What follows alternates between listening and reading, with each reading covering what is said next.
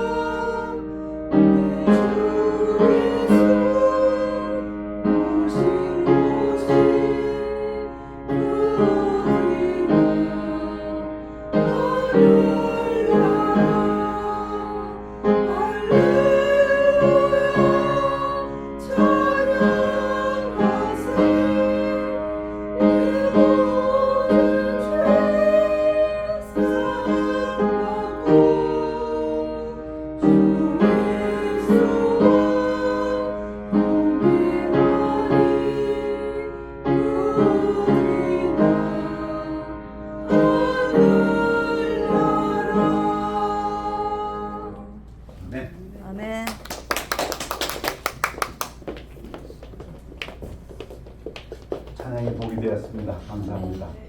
우리 다 같이 일어나시겠습니다.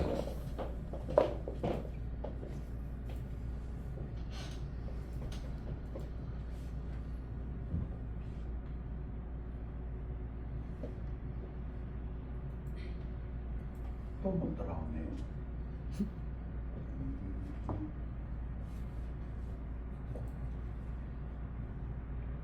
컴퓨터를 바꿀 때가 됐나 봅니다. 업데이트라고 또 못 따라오네요.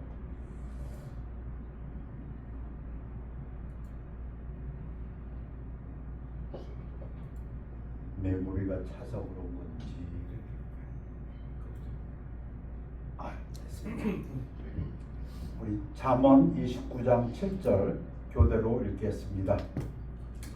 의인은 가난한 자의 사정을 알아주나 악인은 알아줄 지식이 없느니라. 말씀 선포를 기도하겠습니다.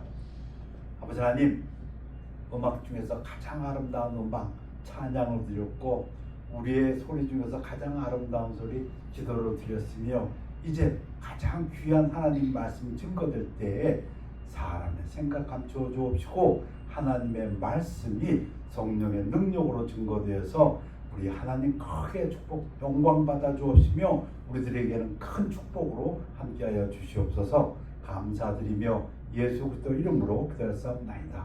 아멘. 앉으시기 바랍니다. 의인은 가난한 자의 사정을 알아주나 악인은 가난한 사람의 사정을 알아줄 지식이 없느니라.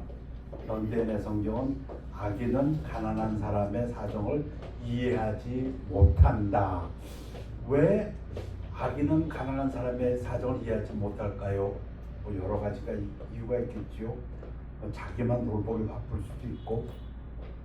근데 같은 잠언에서 가난한 자를 불쌍히 여기는 것은 여호와께 구워드리는 것이니 그의 선행을 그에게 갚아주시리로다. 재밌는 표현이라고 생각됩니다. 아니 하나님은 아무것도 부족한 것이 없는데 하나님도 부족한 게 있네요. 뭐 어떤 때 우리가 가난한 사람을 불쌍히 여기면은 하나님이 빚진 것으로 생각한답니다. 아, 내가 갚아줘야겠구나.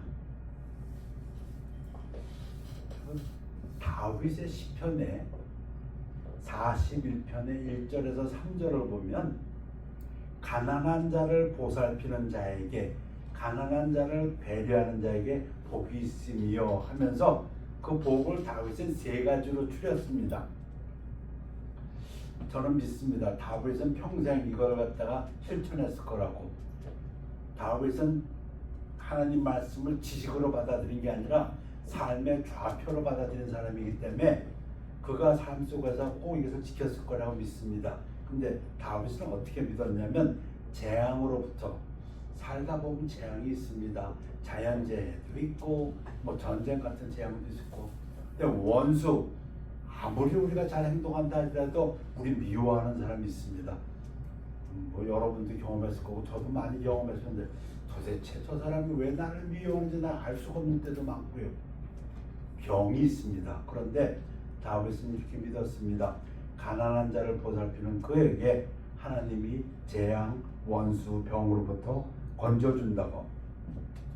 41편 1절에서 가난한 자를 보살피는 자에게 복이 있으며 재앙의 날에 여호와께서 그를 건지시려다. 살면서 재앙 피할 수 없습니다.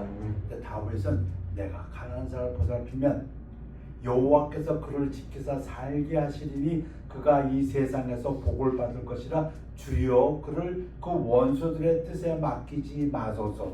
가난한 자를 보살필 때 배려할 때에 하나님께서 지켜주셔서 그 원수들로부터 건져주신다. deliver him unto the will of his enemies.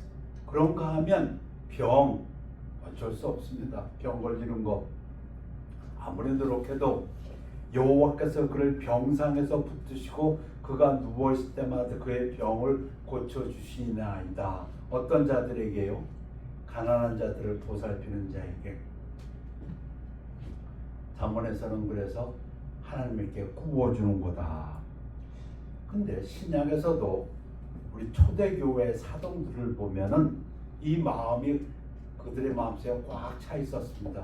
누가 얘기한 것은 아닙니다. 그러나 그들은 가난한 사람들에 대한 관심이 꽉 차 있었습니다. 갈라디아서 2장 8절에 보면은 이제 교회 주역들이라고 할 수 있겠죠. 사도들이 서로 학술을 하면서 사역을 분담합니다. 베드로에게 역사하사 그를 할례자의 사도로 삼으신 이가 하나님이 또한 내게 역사에서 나 바울을 이방인의 사도로 삼으셨느니라. 또 기둥같이 여기는 야고보와 예수님의 이복동생 야고보와 게바 베드로와 요한도 내게 주신 은혜를 알므로 나와 바나바에게 친교의 악수를 하였으니. 그러니까 지금 이쪽에 한 그룹이 있습니다. 베드로, 그리고 예루살렘 교회 수장 야고보, 예수님의 이복동생, 그 다음에 요한. 그 이쪽에 누가 있습니까? 바울, 바나바가 있습니다. 우리는 이방인에게로, 그들은 할례자에게로 가게 하면 나눠집니다. 그런데 나눠지면서 그들이 뭘 부탁합니까? 다만 우리에게 가난한 자들을 기억하도록 부탁하였으니, 뭐 할 때? 복음 증거할 때.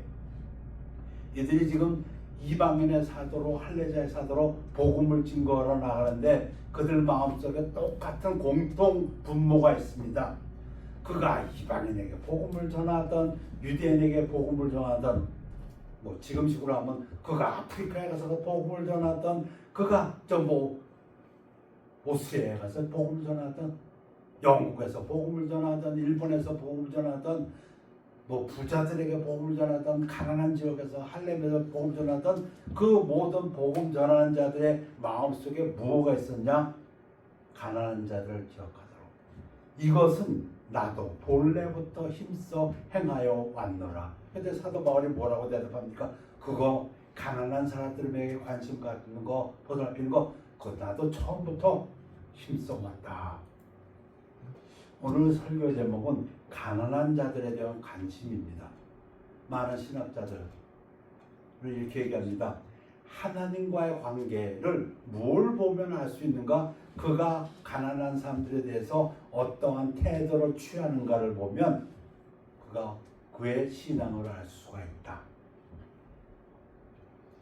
우선 구약에서 하나님께서 보여주신 가난한 사람들에 대한 배려를 보겠습니다.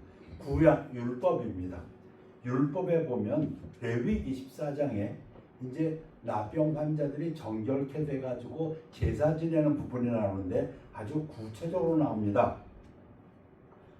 순양 잡아가지고 속건제하고, 또 순양 하나로 속죄제 지내고, 암양으로 번제 지내고, 그리고 곡식을 가지고 와서 소제를 지내라고 합니다. 그 피를 뿌리는 거죠. 그리고 태우는 거. 그럼 지금 몇 마리입니까? 양이 지금 3마리입니다. 양이 3마리고, 그레인, 곡식이 지금 뭐 3분의 10, 10분의 3, 우리말로 하면 10분의 3 에바라고 하는데, 8째 날에 그는 흠없는 어린 순양 2마리와 1년 된 흠없는 어린 양, 암양 1마리와 또 고운 가루 10분의 3 에바의 기름 섞은 소재물과 기름 한 롤을 취할 것이요. 갖고 와가지고 제사장이 갖고 순양 하나 속건제로 지내고, 또 하나는 뭐 속죄제로 지내고, 그냥 번제 지내고, 그 피를 가지고 뭐 여기 오른쪽 귓불에다가 바르고, 엄지에다 바르고, 엄지발가락에 바르고, 그 피를 또 제단에 뿌리고, 그게 제사 지냅니다. 근데 문제는 이게 양이 3마리입니다. 근데 하나님 말씀이 이어집니다. 만일 그가 가난하여 그의 힘이 미치지 못하면, 살 돈이 없으면, 우리 식으로 하면 그 가난해서 그는 흔들어 자기를 속죄할 속건제를 위하여 어린 순양 1마리와 소제를 위하여 고운 가루 10분의 1 에바에. 무슨 얘기입니까? 3마리가 아니고 1마리만 가져오라는 겁니다. 돈이 없으면. 그러니까 하나님 앞에 바칠 제물을 3분의 1로 줄여주셨습니다. 그리고 소제, 고운 가루도 10분의 3이 아니라 10분의 1만 갖고 오라는 겁니다. 그러면 1마리 갖고 왔으니까 속건제, 기프트 오프링은 지냈는데 나머지 2개 제사는 어떻게 지내냐? 그건 비둘기 갖고 와라. 하나님 재밌어요, 그죠? 제사 지내긴 지내겠는데 양은 그건 좀 부담되면 비둘기 갖고 와. 그의 힘이 미치는 대로, 이런 말씀이 참, 산비둘기 2이나 컷도 없으면 집비둘기 새끼 새끼 둘을 가져다가 하나는 속죄제물로 하나는 번제물로 삼아. 하나님이 없는 자들을, 가난한 자들을 제사에서도 배려하신 것 같아요. 자, 그 당시 사회에 있어서 가난한 자들은 나그네의 삶을 사는 사람들, 자기 고향을 떠나와서 사는 이방인들이었습니다. 그래서 구약 율법은 이렇게 얘기합니다. 너는 이방 나그네를 압제하지 말며 억압하지 말며 그들을 학대하지 말라. 너희도 애굽 땅에서 나그네 되었습니다. 또 같은 이스라엘 사람 중에서 누가 가난한 사람들입니까? 과부나 고아입니다. 그 당시에 노동력이었으니까요. 너는 과부나 고아를 해롭게 괴롭게 하지 말라. 네가 만일 그들 과부나 고아를 해롭게 괴롭게 함으로 그들이 내게 부르짖으면 내가 반드시 그 부르짖음을 들으리라. 하나님이 물론 다 들으시죠. 그런데 강조해서 얘기합니다. 가난한 자가 그 가난을 위해서 고통받고 부르짖으면 그거는 내가 반드시 응답한다는 겁니다. 근데 응답뿐 아니라 나의 노가 맹렬함으로 내가 칼로 너희를 죽이리니. 무슨 말입니까? 과부나 고아를 괴롭게 하는 자, 학대하는 자는 내가 죽이겠다는 겁니다. 이건 협박입니다. 협박, threatening입니다. 그만큼 하나님께서 지금 이스라엘 내에서 가난한 자들을 돌보신다는 뜻입니다. 너희 아내는 과부가 되고 너희 자녀는 고아가 되리라. 네가 과부나 고아를 괴롭히느냐? 그들이 가난하다고? 내가 너를 죽여가지고 네 아내, 네 자식들이 고아가 되게 하리라. 이런 말씀 무섭죠. 구약입니다. 그런가 하면 여러분 잘 아시는 것처럼 추수 때에 글리밍, 이삭 죽기. 너희가 너희 땅에서 곡식을 거둘 때에 너는 밭 모퉁이까지 다 거두지 말고 내 떨어진 이삭도 줍지 말며. 왜?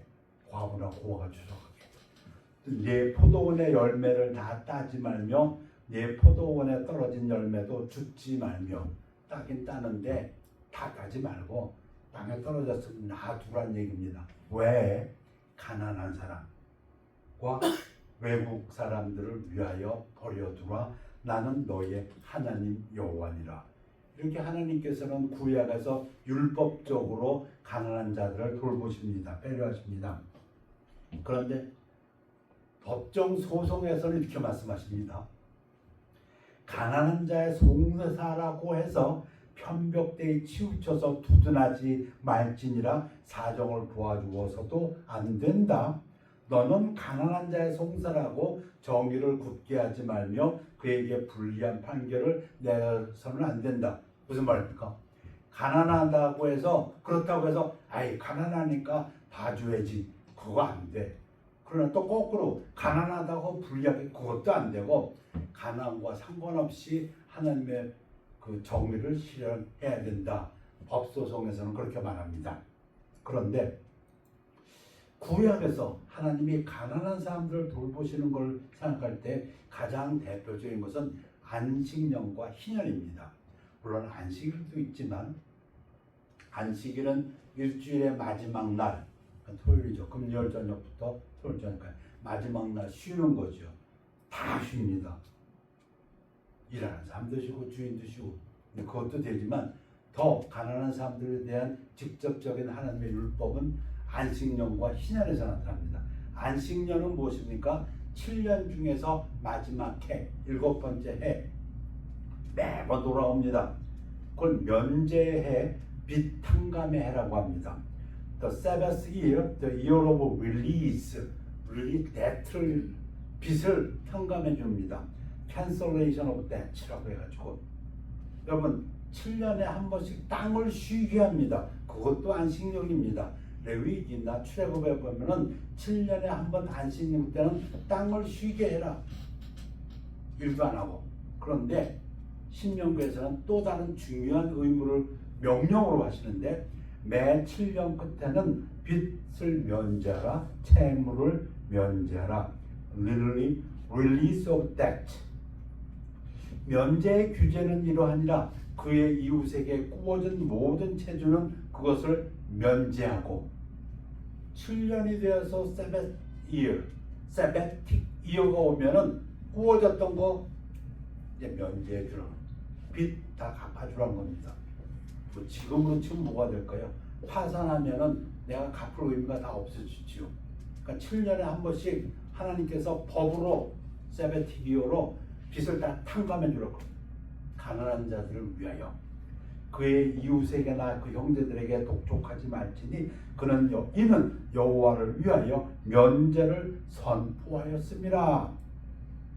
그런데 이방인에게는 내가 독촉하려니와 외국 사람에게는 계속 빚을 받아도 됩니다. 그러나 이스라엘 같은 동족에게는 빚을 탕감해 주어야 합니다. 내 형제에게 구워진 것은 내 손에서 면제하라. 여기 두 가지 해석이 있습니다. 신학자들 간에. 하나는 전부 면제해 주는 거다. 이게 많은 신학자들이 동의합니다. 우리도 그렇게 믿습니다. 근데 일부 학자들은 아니야. 꼭 안식년에만 이자를 탕감해 주고 그 다음에 한번 또 받아. 이런 해석도 있지만은 전체적인 해석은 전체 탕감입니다. 언제까지? 너희 가운데 가난한 자가 없을 때까지 그리하라. 네 하나님께서 네게 상속재산으로 주사 소유하게 하신 땅에서 주께서 네게 큰 복을 주시리니 그렇게 하면 오직 내가 주하여 네 하나님의 음성에 귀를 기울이고 내가 이날 네게 명령하는 이 모든 명령을 다 지켜 행하면 그리하시리라. 어떻게 하신다고요? 너희 중에 가난한 자가 없으리라. 하나님께서 율법을 주시면서 말씀하십니다. 너희가 내 율법을 지키면 너희 중에 가난한 자가 없으리라. 그러면서 더 구체적으로 얘기하세요. 읽어보면 참 재밌습니다. 그러면 이스라엘 사람들이 이럴 거 아니야. 자, 이제 안식년이 지났으니까 지금 구워주면 내가 6년 동안은 빚을 받을 수 있겠네. 근데 예를 들어서 이게 지금 6번째 해입니다. 근데 누가 와서 구워달라 그럽니다. 그럼 어떻게 생각해? 지금 구워주면은 내년에 탕감돼 버리는데 나 받을 기회가 없잖아. 그럼 하나님 뭐라고 말씀하냐면 너는 그러한 악한 생각을 하지 말라. 달라면은 풍성한 네 손을 꽉 이렇게 하지 말고 널리 펴서 주라고 말씀하십니다. 근데 또 그렇게 말씀하시면서 하나님이 뭐라고 말씀하시냐면 너희 중에 가난한 사람은 항상 있을 것이다. 자, 더 이 안식년 세베스 이어보다 더 스트롱하게 하나님께서 가난한 자들을 돌보신다는 것은 희년에 나타납니다. 이건 아주 드문 겁니다. 여러분 들어보셨지요? 주빌리, the year of jubilee. 주빌리라는 건 뿌리라는 뜻인데 빵 선포하는 뜻입니다. 뭘 선포하느냐? 해방과 자유의 해를 선포한다. A year of release and liberty. 자유를 선포한다는 겁니다. 주빌리가 너희는 50년째 해를 거룩하게 하여 그 땅에 있는 모든 주민을 위하여 자유를 공포하라. 50년째 7년 곱하기 7년은 49년. 그러니까 49년째 안식년 지난 다음에 그 다음 해, 그러니까 그때는 2년 동안을 갖다가 결국 안식년 같이 되는 건데요. 우선 안식년에는 채무를 갚아준다고 했습니다. 그런데 7번에 지나서 안식년 다음엔 희년에는 자유를 공포하라. 무슨 자유? 여러분 사람이 자유로워지려면 어째야 됩니까? 두 가지가 있습니다. 재정적으로 자유로워야 됩니다. 재정적으로. 그리고 또 하나는 신분이 자유로워야 돼요. 이 해는 너에게 희년이니 너희는 각각 자기의 소유지, 땅을 말합니다. 땅으로 돌아가고 뭐 다른 재산이 아니고 땅. 하나님께서 주신 그 땅, 우리 기업의 땅, 우리 아버지의 땅, 우리 조상의 땅. 이거는 내가 팔았어라도 50년이 되면 다시 나한테 돌아오게 되어 있습니다. 그게 희년의 하나님의 명령입니다. 내가 50년 동안은 가난하게 지낼 수 있었어도 내가 50년 희년이 되면 내 땅은 다시 내게 되는 겁니다. 우리 가문의 땅이 되는 것입니다. 그게 하나 있고 또 하나는 모든 히브리 노예들은 각각 자기의 가족에게로 돌아갈 것이며 이 얘기는 뭐냐면 옛날에는 돈이 없고 너무 가난하게 되면 되게 가난하게 되는 이유가 먹을 것이 없어서 그러면 뭐 딸 자식 뭐 아들 자식 갖다 노예로 판다고 합니다. 그러고도 안 되면 자기 자신도 내가 품꾼으로 노예로 들어가는 겁니다. 그런 거 와서 먹고 살 수 있으니까. 그렇다 할지라도 50년이 되면 히브리 노예들은 다 풀어줘야 됩니다. 이게 자유입니다. 재정적으로 자유가 돼. 가난으로부터 벗어나서 다시 내 땅을 찾게 되고 우리 집안의 땅을 찾게 되고, 그리고 자기의 신분이 내가 가난해서 머슴으로 들어갔다 할지라도 내가 자진해서 종이 되었다 할지라도 다 풀려나게 하는 하나님의 율법의 명령, 신현의 선포입니다. 자, 구약에서 하나님께서 가난한 자들을 살피시는 것을 봤습니다. 그럼 신약에서는 예수님께서 와서 사역을 하실 때 침례 요한이 좀 헷갈린 것 같아요. 그래서 제자들을 보냈어요. 제자들을 보내갖고, 야, 예수님한테 가서 좀 물어봐라. 뭘 물어보냐? 당신이 오신다고 하신 그 그리스도가 맞습니까? 그거 좀 물어보라고 했어요.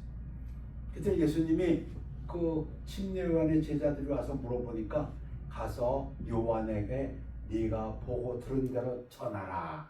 장님이 눈뜨고 절름발이가 걷게 되고 죽은 자가 살아나게 되며 소경이, 그러면서 가난한 자들에게 복음이 전파된다고 말하라. 그런데 예수님이 유대인 회당에 들어가셔서 말씀하실 때 이사야의 글을 인용하시면서 이렇게 말씀하십니다. 주의 성령이 내게 임하셨으니 이는 가난한 자에게 복음을 전하게 하시려고 내게 기름을 부으시고 나를 보내사. 신약에서 복음 전파입니다. 복음 전파. 그런데 예수님이 그걸 타겟을 누구라고 했습니까? 가난한 자에게. 포로된 자에게 자유를, 눈먼 자에게 다시 보게 함을 전파하며 눌린 자를 자유롭게 하고 주의 은혜의 해를 전파하게 하려 하심이라. 아까 주빌리를 전파하는 게 아니고, 주빌리를 선포하는 게 아니고, 주빌리가 그런 것이었어요. 자기의 재산 다시 찾고 자기의 신분 다시 회복해서 자유다. 그 자유의 해를 선포하는 거였는데, 예수님은 오셔가지고 복음을 증거함으로써 주의 은혜의 해를 전파한다고 했습니다. To preach the acceptable year of the Lord, 또는 to preach the Lord's favor. 예수께서 눈을 들어 제자들을 보시고 이르시되 너희 가난한 자는 복이 있나니 하나님의 나라가 너희 것이며. 예수님이 오셔가지고 복음을 증거하시는데 왜 가난한 자들에게 그들이 복이 있다 말씀하셨습니다. 복음을 듣게 되므로. 그런데 우리 잘 배운 것처럼 신약은 구약과 하나 다른 것이 있죠. 아니, 다르다기보다 구약을 완성시킨 것이 신약이라고 했었는데, 구약에서 물질적인 것을 강조했다면 신약은 물질적인 것 플러스 영적인 것까지 강조합니다. 똑같은 구절인데 조금 전에 읽은 누가복음의 그 구절, 마태는 이렇게 우리에게 증거합니다. 심령이 가난한 자는, 아까 분명히 예수님은 가난한 자는 복이 있나니 가난한 자에게 복음이 증거된다고 했는데, 예수님이 하신 모든 사역을 본다면 여기에는 심령이, 영적인 것도 들어 있습니다. 그래서 우리들은 이렇게 해석합니다.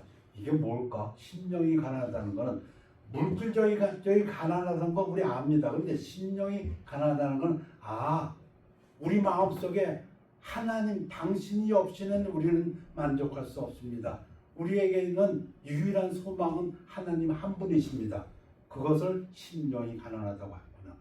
그럼 심령이 가난하지 않은 사람은 마음속에 뭐가 많이 들어있습니다. 돈도 되고 권력이 있으면 배부르고, 아니요. 우리는 돈, 권력, 그 어떤 것으로도 우리 영혼을 채울 수가 없고 오직 하나님을 의지하는 것으로만, 그것이 심령이 가난한 자. 예수님께서 이렇게 말씀하십니다. 신약에서 복음을 증거하시는데, 도둑이 오는 것은 도둑질하고 죽이고 멸망시키려는 것뿐이요 내가 온 것은 양으로 생명을 얻게 하고 더 풍성히 얻게 하는 것이라. 가난으로부터 우리를 갖다 벗어나게 하시는데 모든 면에서 물질적으로 또한 영적으로. 그러므로 예수께서 자기를 믿은 유대인들에게 이르시되 너희가 내 말에 거하면 너희가 참으로 내 제자가 되고 진리를 알지니 진리가 너희를 자유롭게 하리라. 우리가 자유롭게 된다고 합니다. 영적인 말씀이죠. 진리를 통해서 우리가 자유롭게 된다.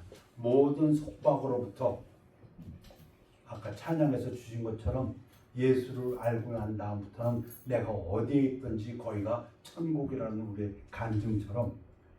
그래서 갈라디아서에서는 그리스도께서 우리를 자유롭게 하려고 자유를 주셨으니 그러므로 굳건하게 서서 다시는 종의 멍에를 매지 말라. 그러면 오늘 말씀을 보게 되면 이렇게 됩니다. 종의 멍에를 뱉다. 이것을 어떻게 해석할 수 있냐면 가난의 종의 멍에서도 벗어나고 물질적으로 영적으로 피폐해진 영들, 오직 하나님을 의지하지 아니하는 그런 가난이 아니라 세상적인 것으로 해서 상한 영혼들, 죄의 속박을 받고 있는 사람들, 좋아하는 구절 둘을 읽겠습니다. 우리 주 예수 그리스도의 은혜를 예수님께서 복음을 통해서 지금이 은혜의 해라고 했습니다. 구약에서의 안식년 희년보다 더 강한 것, 늘 말씀드린 대로 이제는 완성된 것. 구약이 부분이었다면 예수님 말씀처럼 내가 구약을 폐하러 온 것이 아니라 더 완성시키러 왔다고 하시는데 그 완성을 이렇게 말씀하신다고 믿습니다. 그리스도의 은혜를 너희가 알거니와 부요하신 이로써 너희를 위하여 가난하게 되심은 그의 가난함으로 말미암아 너희를 부요하게 하심이라. 분명히 물질적인 것이 있습니다. 이 본문 내용도 보면은 헌금 연보에 관한 내용입니다. 물질적으로도 우리를 부요하게 하셔서 풍성한 삶을 주시지만 또 있습니다. 영적으로도 하나님이 능히 모든 은혜를 너에게 넘치게 하시나니 이는 너희로 모든 일에 항상 모든 것이 넉넉하여 모든 착한 일을 넘치게 하려 하심이라. 이것은 영적인 축복도 함께 하십니다. 우리의 삶 속에서 모든 것, 하나님의 은혜로 모든 것이 넘쳐서 물질적으로도 그렇고 우리들의 마음도 그래서 우리들의 마음도 가난한 사람에 대한 배려, 관심으로 살 때 구약과 신약에서 하나님께서 가난한 자를 돌보시는 것을 보았습니다. 구약에서 다윗은 구체적으로 그렇게 믿고 살았습니다. 내가 가난한 사람을 돌보면 하나님께 부어주는 것이고 그 하나님은 나에게 갚아주신다.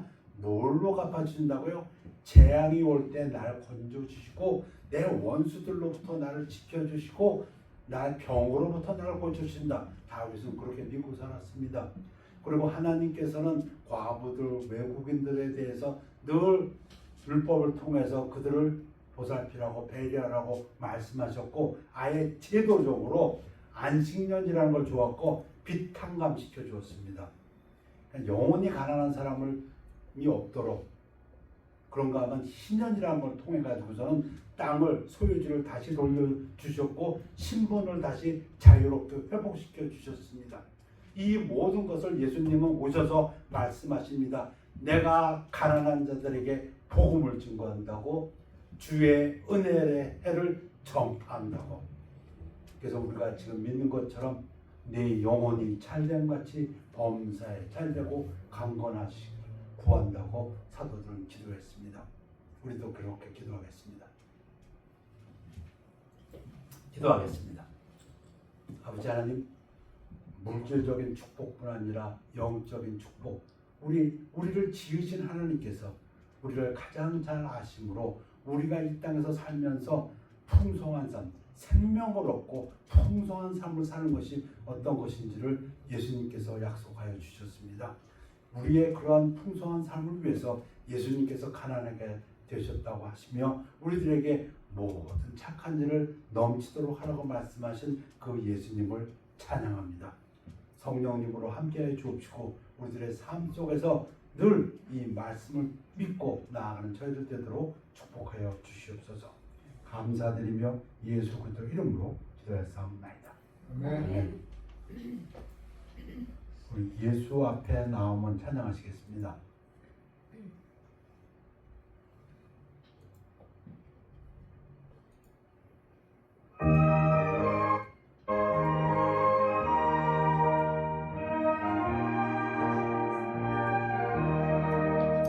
예수 앞에 나오면 죄사함 받으며 주의 품에 안기고 편히 쉬리라.